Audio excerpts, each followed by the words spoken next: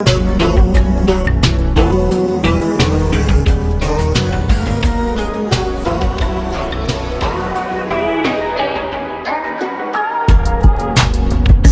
it real.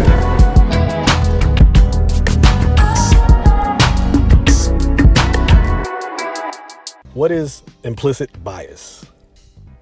According to Perception Institute, thoughts and feelings are implicit if we are unaware of them or mistaken about their nature. We have a bias when, rather than being neutral, we have a preference for or aversion to a person or group of people. Thus, we use the term implicit bias to describe when we have attitudes towards people or associate stereotypes with them without our conscious knowledge. A fairly commonplace example of this is seen in studies that show that white people will frequently associate criminality with black people without even realizing they're doing it. Now that we got that out the way, I am going to show you a clear example of racial profiling and implicit bias. Live in effect, live on TV. I'm going to show y'all this clip of a Chicago news segment about gun violence. And in this clip, you'll see a young black man, walk across the screen. And I want y'all to pay close attention. Let's just roll footage. I'm Natalie Bumke with a frightening situation that unfolded this morning while our colleagues were live on the air.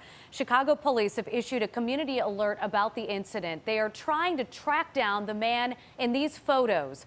Around 7 o'clock this morning at the corner of Clark and Hubbard, while our reporter was in the middle of a live report about gun violence in Chicago, a man walked up and pointed what appeared to be a firearm at our crew. Right now, police are calling this man a person of interest, accused of aggravated assault with a firearm.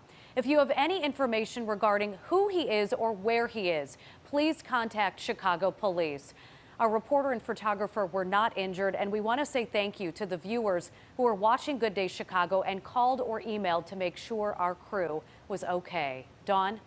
Yes. Now, as you all know, Chicago has been in the news for years now when it relates to gun violence. We know about the drill movement. We hear about the mass shootings that happen in Chicago that involve predominantly black communities. It seems like every other weekend. Chicago is a punching bag for gun violence amongst the black community in America. So this is an ironic situation with this brother right here walking across the screen and pointing something that looks like a gun while they're talking about gun violence. How ironic. In a neighborhood called River North where crime has gone up. Now, how is this racial profiling? How is this implicit bias? Well, I want y'all to pay close attention to what exactly is in his hand. Because if you look, and you know what? Let me slow it down. Matter of fact, let me pause the picture. Now, this picture might be a little blurry. But if you look and pay close attention, you'll see that he's not actually holding a gun. As the news station claims he's holding a gun. He's actually holding a remote control, a Roku remote. He's holding a Roku remote. Now, I know what you're saying, but Bishop, look at the way he's pointing the gun. Look at him. Even if that was a remote, that's stupid to do that. And yeah, I'm not going to lie to you. I'm not blaming white folks. I'm not getting on white people because I'm going to be honest with you. When I first heard this story and I saw that video, I didn't question it either. Even I had implicit bias when I first saw it. I'm going to be honest because I assumed, hey, they're in Chicago. And yeah, he's pointing it as if it was a gun. Or so, we associate the way he's pointing it like it's a gun. But why do we associate that with a gun? Why do we associate that? Well, it's because of our implicit bias, including myself. White supremacy is not just a group of people. It's a mentality. that affects everybody in this country, including black people. Yes, including black folks. Sometimes black people can be worse white supremacists than white people. Yes. And this is a prime example of that implicit bias, because we associated this black man with having a gun. First of all, he has his hoodie over his head. Never mind that it's raining. So of course he's going to need a hoodie over his head. But then that black object. And if you look, you can see the purple button. That's a Roku remote, y'all.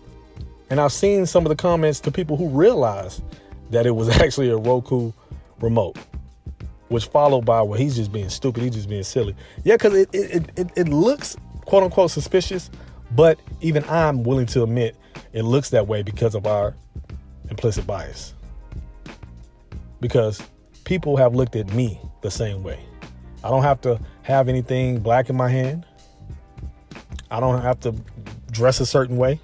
But even when I dress a certain way, people do respond differently in this country because of their implicit bias against black people, especially black men. I know if I'm walking by myself at nighttime and then a woman happens to be in front of me going into an elevator, then I actually sometimes, a lot of times I just kind of let them take the elevator themselves. I've done this before.